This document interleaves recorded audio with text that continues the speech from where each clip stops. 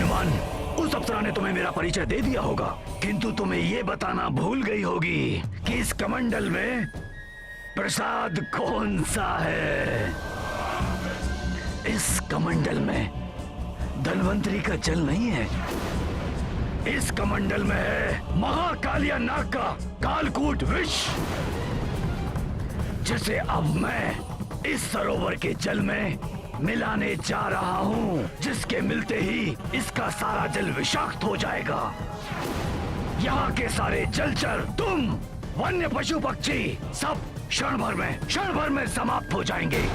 और एक बात और, जिन जड़ी बूटियों को तुम प्राप्त करने इस हिमालय क्षेत्र में आए हो, वो सब नष्ट हो जाएंगी, सब नष्ट हो जाएंगी।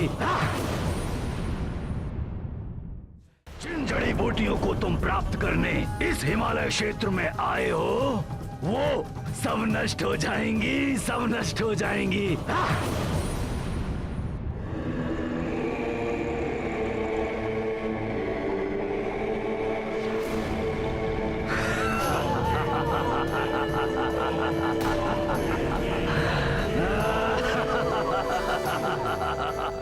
इस राक्षस से युद्ध करने के लिए समय शेष नहीं है। इसी के कालकूट विष से इसका वध कर देता हूं मैं।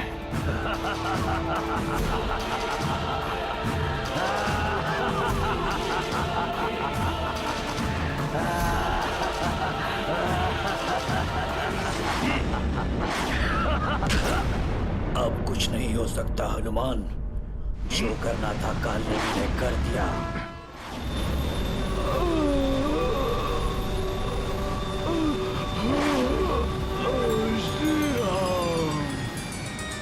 रामकाज में बाधक ये राक्षस तो समाप्त हो गया, किंतु मेरी दुविधा अभी तक समाप्त नहीं हुई। मैं पहचानूं कैसे उन जड़ी बूटियों को? समय भी व्यतीत होता जा रहा है, क्या करूं मैं?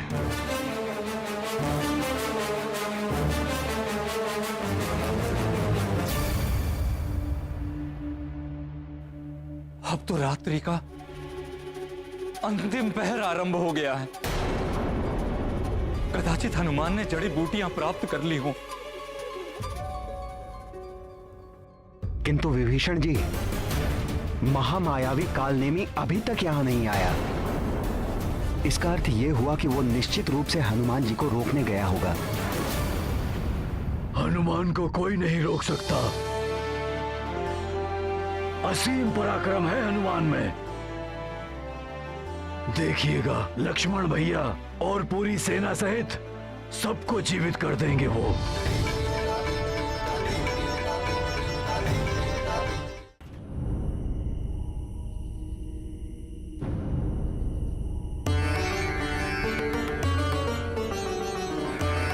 कौन सी है वो विशेष जड़ी बूटियां, कैसे ज्ञात करूं मैं?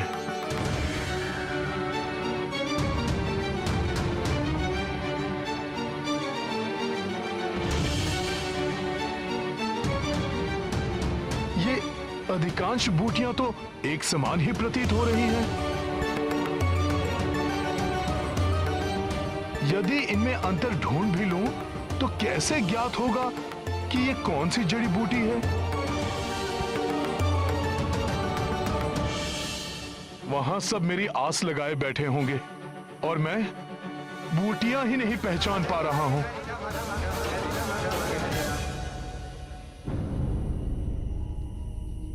हे पर्वत श्रेष्ठ द्रोणागिरी, अब आप ही मेरी सहायता कीजिए, दर्शाइए मुझे मार्ग।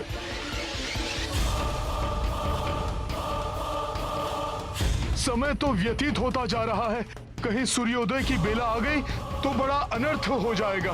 भैया लक्ष्मण सहित पूरी सेना के प्राण संकट में पड़ जाएंगे। मुझे शीघ्र ही कोई निर्णय लेना होगा।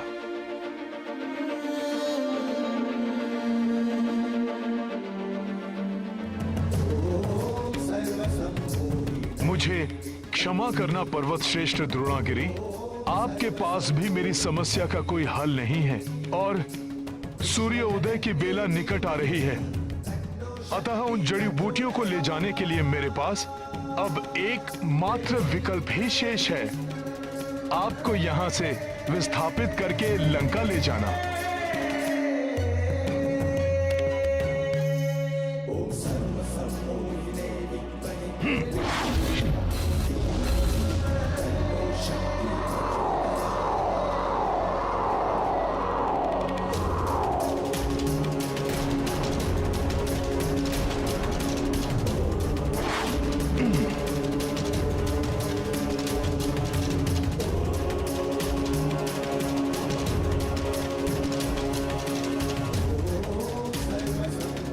विशाल पर्वत द्रोणागिरी, अब आपका यहां से विस्थापित होने का समय आ गया है।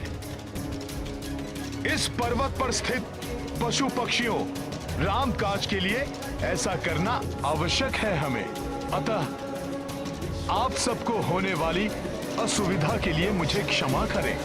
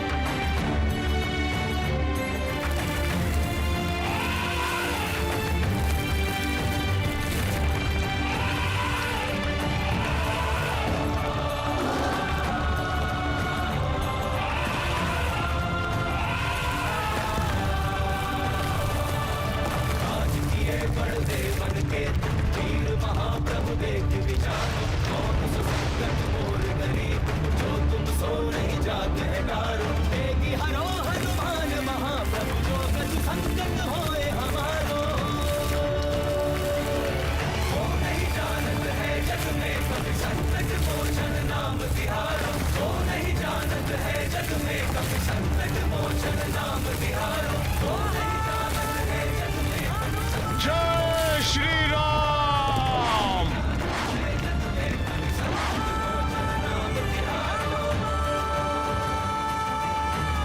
चुनौती कितनी भी कठिन हो, व्यक्ति यदि अपने कार्य के प्रति दृढ़ संकल्प है तो समाधान निकल ही आता है।